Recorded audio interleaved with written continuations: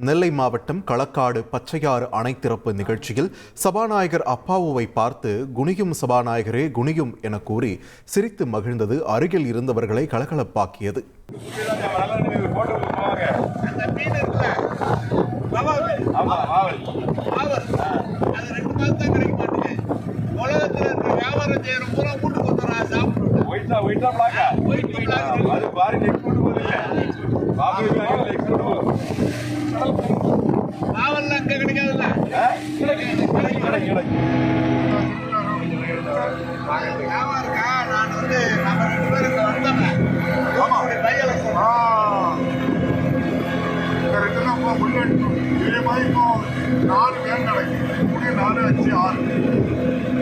அதுக்கு ஒரு சட்டி போடுறாங்கன்னா